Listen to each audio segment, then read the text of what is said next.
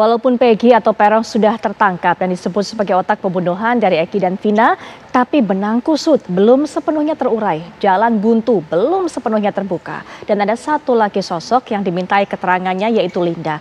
Dimintai keterangan semalam oleh pihak Polda Jabar dan memberikan keterangan ataupun jawaban dari 30 pertanyaan selama 5 jam.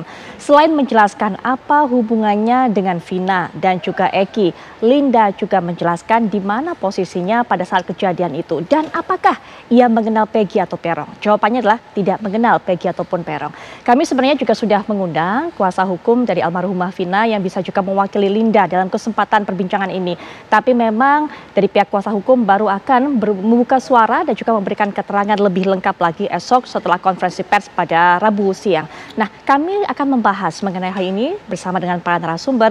Sudah hadir di samping saya tentunya Komjen Pol Purnawirawan Ugroseno yang juga pernah menjabat sebagai Wakapolri tahun 2013 sampai 2014. Assalamualaikum warahmatullahi wabarakatuh. Selamat malam Pak Ugroseno. Waalaikumsalam warahmatullahi wabarakatuh, Mbak Putri. Baik, dan juga akan melihat dari sudut pandang hukum pidana pengamat hukum pidana Pak Ahyar Salmi. Assalamualaikum warahmatullahi wabarakatuh. Pak Ahyar, selamat malam. Putri, malam. Baik, nah ini juga kita kedatangan satu narasumber melalui daring karena salah satu hal yang diminta oleh kuasa hukum dari almarhumah Vina untuk Linda adalah perlindungan dari LPSK. Maka untuk memberikan tinjauan mengenai hal ini sudah hadir secara daring juga Bapak Manajer Nasution selaku mantan komisioner LPSK. Selamat malam Pak Manajer. Assalamualaikum warahmatullahi wabarakatuh. Waalaikumsalam warahmatullahi wabarakatuh. Malam. Baik, ya. Nah, ini kita akan dengarkan terlebih dahulu. Pak Ugroseno bagaimana melihatnya? Sosok dari Linda disebut sebagai teman dari almarhumah Vina, almarhum Eki. Kenapa dulu tidak dimintai keterangan? Baru sekarang setelah 8 tahun berselang, setelah ribut lagi, rame lagi, baru kemudian dipanggil oleh pihak kepolisian. Menurut pandangan Pak Ugro? Ya, si Lina ya. Linda. Linda ini didengar keterangannya dalam rangka penyelidikan atau penyidikan baru melengkapi berkas, kan berkas-berkas sudah maju dari dulu. Ya 2016 sudah disidang. Nah, Linda ini kalau dijadikan saksi atau keterangan biasa saja juga nggak tahu ya. Karena saksi sesuai dengan keterangan saksi sesuai dengan pasal 184 hukum acara pidana adalah yang melihat, mendengar atau mengalami. Jadi kalau dipaksakan harus didengar keterangan dalam rangka pro justisia ya nanti dalam berkas perkara apakah perkara ada yang displit nanti, ini harus dijelaskan oleh penyidik, itu aja. Baik, nah keluarnya nama Linda ini juga kabarnya karena kuasa hukum dari pihak almarhumah Vina. Artinya juga mungkin berharap ada satu fakta yang bisa terkuak dengan kehadiran Linda akan bisa menghadirkan bukti baru yang mungkin bisa Pak Ugro membuka selama ini kerumitan kasus itu Pak Ugro.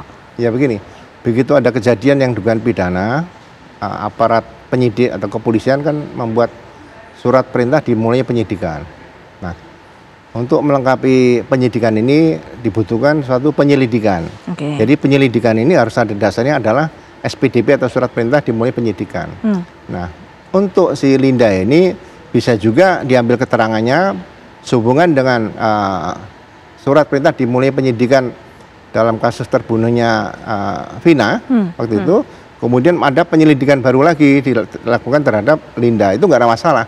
Tapi tidak langsung akan diajukan berkas sendiri, mungkin belum masuk ke situ, masih diambil keterangan dalam rangka bisa membongkar kasus ini secara tuntas nantinya ke situ. Baik, hadirnya nama-nama baru seperti ini, Pak Ahyar Salmi, apa yang bisa diharapkan dari keterangan-keterangan yang didapatkan nanti oleh pihak kepolisian? Tentu karena ini adalah suatu peristiwanya yang beliau katakan tadi penyelidikan, pasti untuk mencari ini pidana apa bukan. Ini tindak pidana bukan, ini tidak pidana, ini mencari pelakunya. Tentu dalam konteks itulah sejauh mana yang dia tahu, yang dia mengalami, dia mendapat informasi tentang peristiwa ini, kira-kira siapa pelakunya. Karena dia menginformasikan sahabat dari almarhumah, apakah pernah almarhumah ini bercerita? Ada nggak cerita dahulu sebelumnya itu? Ada nggak mungkin tanda-tanda ancaman atau apa yang dia tahu pernah bercerita sebagai teman, sahabat yang dahulu? Mungkin itu yang juga akan digali nanti oleh pihak penyidik, tentu akan berkaitan dengan bisa semua perkara yang ada itu. Paling tidak dalam hal ini yang diproses kan Peggy. Betul. Ya, mungkin akan ke sana ke arahnya nanti untuk melengkapi berkas perkara oleh pihak penyidik yang ada di saat ini. Mungkin tambahan saksi kah? Kan ini akan diperiksa lagi khusus terhadap Peggy. Ini kan saksi-saksi yang diperkirakan mengetahui peristiwa ini. Tentu akan diminta oleh pihak penyidik, kan ini penyidik pihak kepolisian yang meminta kan, bukan pihak pihak terdakwa, bukan pihak terdakwa yang mengajukan. Ya, betul, betul. Tentu ini adalah hal yang memberatkan terhadap si terdakwa nantinya, tentu akan membuka itu tadi. Baik, ini juga masih simpang siur, sayangnya kita belum bisa berbicara banyak dengan kuasa hukum dari pihak almarhumah Vina, tapi kabarnya juga sosok Linda ini diajukan oleh kuasa hukum dari keluarga Vina. Bagaimana melihatnya ini, Pak Ahyar? Iya, kalau dari keluarga Vina mengajukan, tentu dia ada. Kalau kita lihat ini kan korban. Korban wakilnya di situ adalah pihak kepolisian dan kejaksaan. Dia nggak pihak tersendiri di situ. Karena mereka perlu ada untuk mengungkap siapa sebenarnya pelaku ini, mereka mengajukan. Nah, ini bagus benar kalau menurut saya ini pihak kepolisian juga mau menerima itu. Jadi kalau ditolak oleh pihak kepolisian yang ini untuk mendengarnya, terlepas nanti apakah berarti memulai nilai kesaksian nggak keterangan Linda ini, itu urusan belakang. Kalau nggak diterima tentu akan muncul lagi pertanyaan sakwasangka. Kenapa kok dari kami yang mengajukan pihak kepolisian tidak mau menerima? Hanya yang dicari oleh polisi. Polisi kan membuka juga sebenarnya informasi kepada masyarakat. Siapa yang mengetahui, ayolah berikan kami informasi. Ini informasi dari masyarakat. Lebih khusus lagi adalah keluarga korban. Jadi sangat tepat menurut saya polisi menampung permintaan mereka untuk diperiksa selaku saksi sehingga nggak memunculkan lagi cerita baru lagi. Iya. Sebenarnya nama-nama baru ini bukan hanya Linda saja, Pak Ugro. Beberapa hari lalu juga ada sosok Aep. Aep ini yang disebut kemudian menjadi saksi mata dari kejadian tersebut dan juga memberikan informasi pertama kepada ayah dari almarhum Eki. Pada saat itu sosok dari Aep ini tidak pernah dipanggil oleh pihak kepolisian untuk dimintai keterangan. Tidak juga dihadirkan ke persidangan sama seperti Linda. Tapi kemudian saat ini muncul begitu. Dulu alasannya adalah tidak bisa dengan mudah diketemukan sosok dari Aep dan juga Dede. Tapi ketika saat ini muncul, masyarakat kemudian bertanya, mengatakan apakah dulu pada saat melakukan penyidikan tidak ada keseriusan dari pihak kepolisian? Itu kemudian salah satu pandangan masyarakat, Pak Ugro. Iya, jadi masalah pembunuhan Vina ini dan pacarnya tadi Eki ya, karena sudah milik publik. Publik kemungkinan juga di dalam dan di luar negeri. Sebaiknya Pak Kapolri membentuk tim khusus, ya, operasi khusus kepolisian mungkin disiapkan oleh Kabar Reskrim, kemudian dengan koordinasi dengan asisten operasi Kapolri membuat operasi khusus tentang ungkap Vina, misalnya sandinya boleh apa aja, ya. Nah, dari sini mereka pasti melibatkan forensik, psikolog, dan semua yang disiplin ilmu dilibatkan. Nah, kemudian pasti ada perencanaannya apa yang dilakukan. Jadi misalnya penyidikan Vina kan sebenarnya sudah dilakukan tahun 2016. Betul. Nah, sekarang diawali dengan penyelidikan lagi untuk melengkapi penyidikan yang sudah diproses di persidangan. Jadi penyelidikan di sini sangat penting karena semua orang pun bisa didengar keterangan sebagai keterangan saksi dalam rangka penyelidikan tadi, nggak ada masalah. Jadi tidak langsung dikaitkan ditangkap pasti tersangka, tidak. Jadi didatangi kemudian diajak ke kantor polisi, ya diperiksa seperti biasa, kemudian didengar keterangannya, ya, masih dalam tahap penyelidikan, bukan penyidikan ya di situ. Baik, ini kita kembali lihat juga di layar kaca tadi TKP atau juga tempat kejadian perkara, tempat yang disebut sebagai lokasi pembunuhan, penyiksaan atau juga penganiayaan dari pasangan ini, Vina dan Eki. Ini dia, kita lihat kembali. Ini menjadi tempat lokasi perkara, diduga tempat perkosaan ataupun juga penganiayaan dan pembunuhan. Kemudian juga nanti akan kami tayangkan kembali di jalan ataupun juga TKP berikutnya. Tempat ditemukannya ini dia. Tempat ditemukannya adalah Vina dan Eki. Ini dua TKP tersebut, Pak Ugro. Ya, TKP ini kan sumber informasi pertama nih, ya kan? Jadi satu tetap harus dijaga di situ.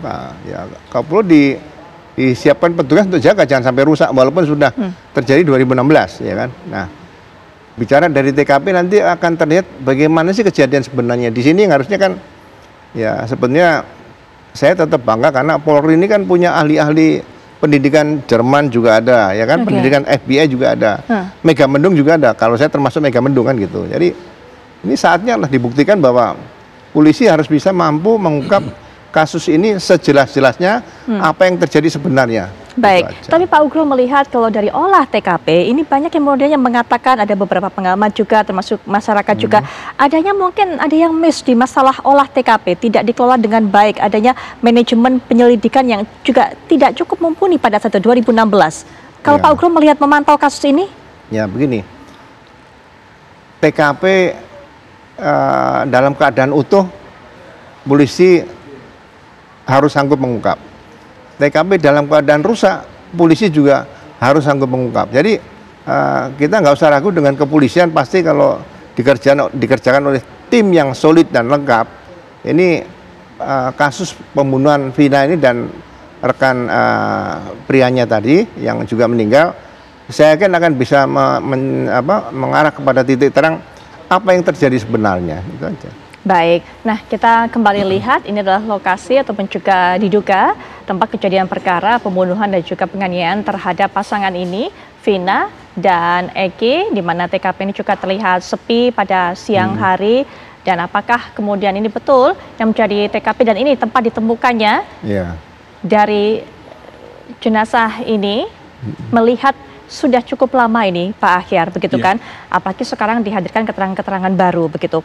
Ada banyak kendala-kendala untuk bisa mengungkap pada saat itu dikatakan. Banyak kendala-kendala untuk bisa mengungkap apa yang sebenarnya terjadi pada saat itu di 2016. Tapi kemudian dengan kehadiran saksi seperti Linda, seperti ini yang kita juga bertanya, urgensinya apa sih kemudian didatangkan? Apakah kemudian sangat membantu untuk bisa menyelesaikan atau juga mengungkap satu persatu permasalahan?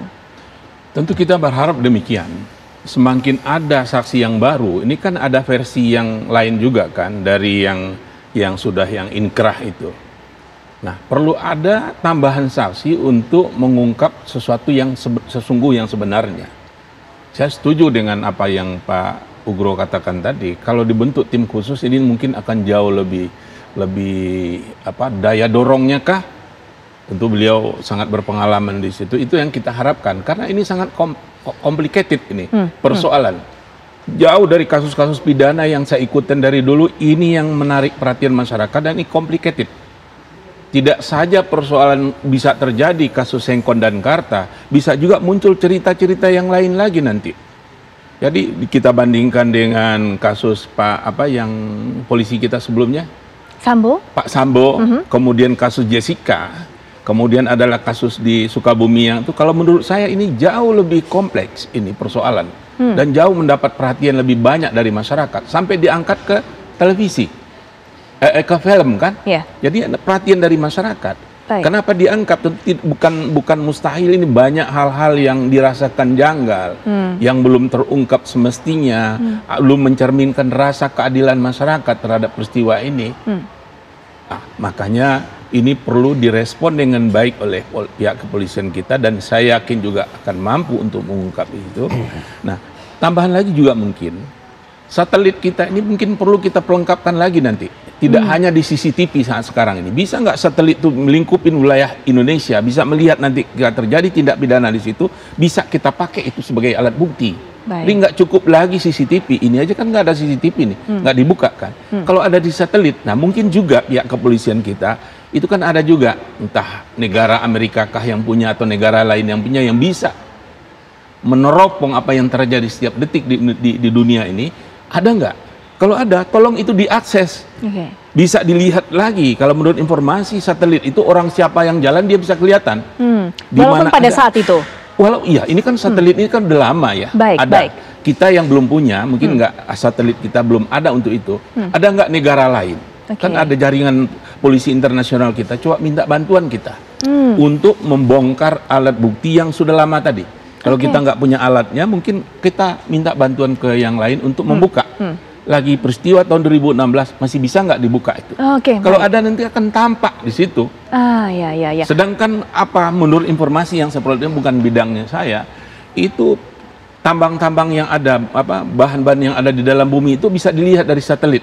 di mana ada emas, di mana ada perak, ada segala macam minyak, itu bisa diteropong dari atas. Oke, baik. Orang berjalan kelihatan, nah ada nggak ini bisa dipakai? Baik. Ini mungkin salah satu juga masukan yang kita berikan ke pihak penyidik. Ya. Coba kalau nggak ada jalan yang bisa di dalam negeri, ada nggak kita minta alat bantuan ke luar negeri itu? Baik, ini menjadi masukan, mungkin Pak Ukro juga bisa berikan pandangan mengenai hal ini nanti, begitu kan, termasuk apa kerjasama dengan pihak luar negeri yang mungkin bisa diupayakan untuk bisa mengurai kasus ini. Kita akan menuju ke Pak Manajer Nasution. Pak Manajer, ini kan dari kuasa hukum almarhumah Vina meminta perlindungan LPSK untuk Linda. Sebenarnya apa persyaratan, apa prosedur untuk bisa memberikan perlindungan LPSK ini? Dan apakah Linda ini dikategorikan sebagai sosok yang memang perlu mendapatkan bantuan dari LPSK? Pak Manajer, silakan.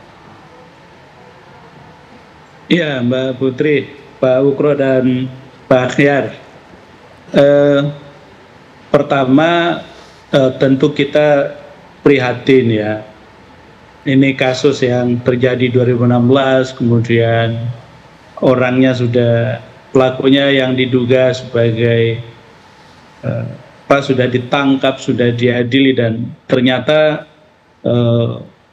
tidak menyelesaikan masalah. Dan justru hari ini kemudian hukum kita kemudian diuji, apakah kemudian kita akan melakukan kesalahan yang sama seperti 2016 atau tidak gitu. Nah, salah satu karena proses hukumnya sudah jalan, Mbak Putri, tentu sebetulnya peran LPSK juga menjadi sangat penting ya. LPSK tentu sesuai dengan rezim Undang-Undang Perlindungan Saksi dan Korban itu bisa masuk kalau proses hukum pidananya jalan kan, dan ini kelihatannya jalan. Nah, seperti yang diinformasikan ke publik juga sebetulnya sudah ada permohonan kan ke LPSK salah satu, dan LPSK sekarang sedang melakukan apa yang disebut dengan penelaahan ya, atau publik mungkin mengenal dengan istilah investigasi, untuk memeriksa apakah permohonan ini memenuhi persyaratan apa tidak. Mbak Putri, seperti yang kita ulang ke publik, dalam Undang-Undang Perlindungan Saksi dan Korban itu persyaratan orang untuk diterima atau tidak sebagai terlindung LPSK kan ada 4 yang paling utama itu. Pertama, apakah yang bersangkutan punya informasi yang signifikan apa tidak. Karena itu kita LPSK tentu akan menguji ya, apakah yang bersangkutan punya posisi hukum untuk dengan posisi hukum tentu dia punya informasi yang signifikan untuk mengungkap kasus ini. Apakah ia sebagai saksi, saksi korban dan seterusnya gitu. Itu satu yang sedang diperiksa tentu oleh LPSK. Nah, yang kedua, apakah ada ancaman atau tidak? Ancaman dalam Undang-Undang Perlindungan Saksi dan Korban itu kan 2 kategorinya. Pertama, ancaman faktual. Yang kedua ada potensi ancaman ya. Nah, ini juga sedang diperiksa tentu ya, apakah memang yang bersangkutan mengalami ancaman atau tidak. Lalu yang ketiga sebetulnya tentu perlu ada asesmen terhadap kebutuhan medis maupun psikologis yang bersangkutan ya. Kemudian yang keempat, dan ini juga penting, perlu melakukan asesmen terhadap track record yang bersangkutan, pemohon, apakah selama ini punya sejarah melakukan kejahatan apa tidak gitu. Atau mungkin dalam bahasa Pak Ukro selama ini residivis apa tidak gitu. Kalau dia residivis tentu tidak bisa jadi terlindung LPSK. Nah, itu Mbak Putri yang saya kira menjadi sangat penting untuk diketahui publik, bahwa kehadiran LPSK tentu untuk memastikan keterpenuhan 4 syarat utama tadi. Begitu Mbak Putri. Baik Pak Manajer, terima kasih sudah memberikan informasinya ini. Kita juga akan nanti menunggu besok itu bagaimana sebenarnya keterangan yang sudah diberikan oleh pihak dari Linda ini kepada pemeriksaan. Nah, tapi kita juga akan dengarkan sebenarnya jawaban yang disampaikan oleh Linda kepada rekan-rekan media. Kita lihat bersama.